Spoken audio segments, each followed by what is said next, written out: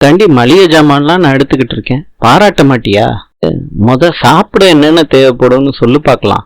என்ன தேவைப்பட போகுது சக்தி? சாதம் குழம்பு தானே. கடையில என்ன வேளா சாதமா விற்கிறாங்க? அது செய்யணும்னா அரிசி வாங்கணும், தெரியுமே சக்தி. பிரியாணிலாம் ஜீரக சம்பா அரிசியில தானே பண்றாங்க. பிரியாணி செய்யறதுக்கு ஜீரக சம்பா, நம்ம சாப்பிடுற அரிசி எந்த அரிசி வாங்குவோம் வேளா? தொந்தரவு பண்ணாத, டைம் இல்ல, காசு கொடு. பில் கவுண்டர்ல இருந்து வேலையும் திருடிட்டாருன்னு சொல்றாங்க சக்தி கிட்ட. அப்ப வேலை பார்க்குற ஒரு ஸ்டாஃப் இதுக்கும் பில்ல போட்டுட்டாருன்னு பில்ல கொண்டு வந்து கொடுக்குறாங்க. சக்தி சொல்றாங்க, வாய்க்கு வந்ததெல்லாம் பேசாதீங்க, கவனமா பார்த்து பேசுங்கன்னு சொல்றாங்க. உண்மையிலே திருடன் மாதிரி மூஞ்சிய வச்சுக்கிட்டு இருக்க, அவ்வளவு பேசுறான், கேட்டுக்கிட்டு பேசாம இருக்க. சக்தி, என்னை விட நீ அழகா கோவப்படுற லெவல் சக்தி.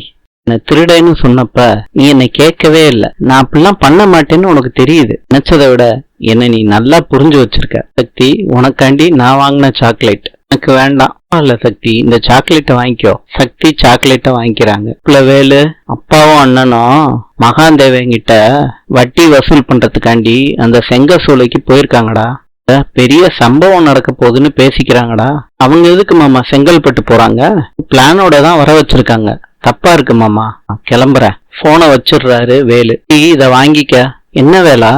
இப்ப நான் முக்கியமான விஷயமா போறேன், நீ வீட்டுக்கு போ. இங்க இருந்து 5-6 கிலோமீட்டர் வேலா, ஆட்டோவை புடிச்சு போ சக்தி.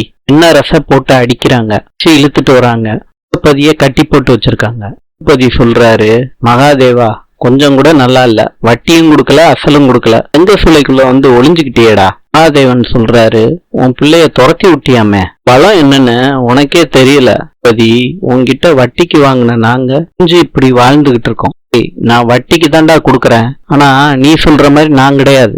இவன் காமெடி பண்ணிக்கிட்டு இருக்கானே, பெருசா போட்டு தள்ளிடுவோம், அப்புறம் இவனை எரிச்சிடலான்னு. நல்லா இருக்கே, இவனை வச்சே இவங்க அப்பாவை எரிச்சிருவோம், அப்புறம் இவனை நம்ம எல்லாரும் சேர்ந்து எரிச்சிருவோம். இப்படி சொல்றாரு. என்ன முடிக்கணும்னா நான் உருவாக்கி வச்சிருக்க சாம்ராஜ்யத்தை நீ தொடணும்டா. அவ்வளவு சுலபம் இல்ல. வச்சுட்டீங்கல்ல, இனிமேட்டு நீங்க தாண்டா பஸ்பமாக போறீங்க, பாத்துக்கிட்டே இருங்கடா. உன்னை யாரு காப்பாத்த போறான்னு நான் பாக்குறேன். பதிய இழுத்துட்டு வாங்கடா.